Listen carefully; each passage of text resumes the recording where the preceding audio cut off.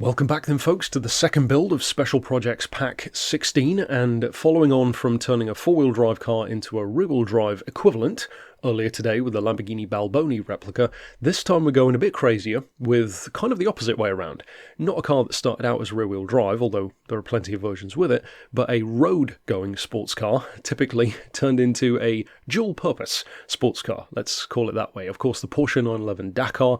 For this one, much like with the Gallardo, I wanted to set myself a bit of a challenge again, but this time around, with the Gallardo, I obviously wanted to fit as few things as possible to see what kind of a difference I could do on a minimal budget. For this one though, I wanted to go the opposite way. I wanted to see, could I make a car with a single tune setup, which was as good on-road and off-road, without needing to change anything at all, which technically, even in real life, you don't do that. You'll change a few settings.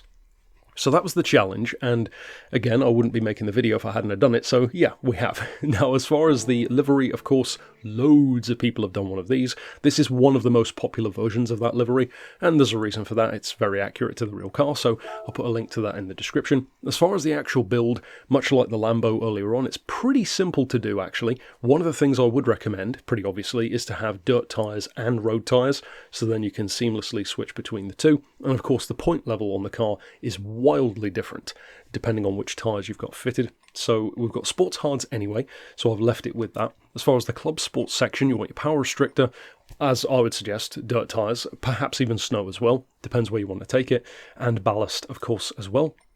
As far as the semi-racing stuff, we've got the fully customised diff. You'll notice no power upgrades so far. In fact, if you look over on the right, this of course does have significantly less power than a 911 Turbo in Dakar form. As far as the racing stuff, I purchased even the anti-lag. We're not using it though, so that was just for a bit of fun, so you don't need to bother doing that unless you specifically want it. As far as the other stuff, I've gone for the fully customised suspension. That's technically kind of overkill, but I feel like you need to have full control of the entire range of what you can do to really get the car honed in correctly, especially if you're going on and off-road with the same build. Of course, the torque vector in centre diff.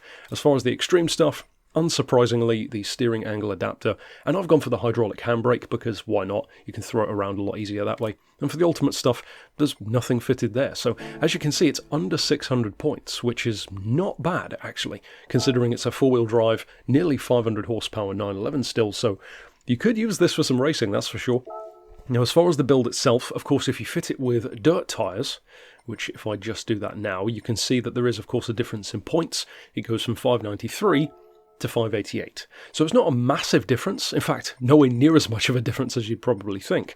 So it shows how good it is on and off road, but definitely more of the kind of car which I think you'll tend to use on road. So it was important for me to build that side of it first. I will say, I think I prefer it off-road anyway, but we'll get to that in a second. As far as the suspension, 120mm for ride height. Of course you expect it to be a bit taller. As far as the anti-roll, we've got 5 on that one. 25 and 40 for the dampers, 2.55 for the springs. Just a little bit of camber, 1 degree front and rear. We've got towed in on the front, 0.5 to help with, of course, that turn-in. Neutral toe on the rear. For the diff itself, I haven't really done anything to it. I've fitted it and then kind of just left it as it was because it already handles really well. So we've got double 10, 20 and 30, and then 10 and 40, and I've opted for a 50-50 split. Some people, particularly on-road, might find that to be too much grip over the front end. So that's of course the advantage of having the on-screen controls, because you can switch it up or down as necessary. I wouldn't necessarily go any lower than maybe a 40-60, because you'll start to just get too tail happy at that point, but it's up to you, of course. As far as the transmission, of course, that was standard. You want to reduce your power down to 75%, which thankfully is exactly the amount of power that the real car has, which is funny to me because you don't think of the Dakar as being like a top-tier 911. I mean, it is, but not necessarily in terms of straight-line performance, and yet 480 horsepower on the Dakar is the same amount of power that the 997 Turbo had from only a couple of generations back. So it's amazing how quickly the 911 evolves.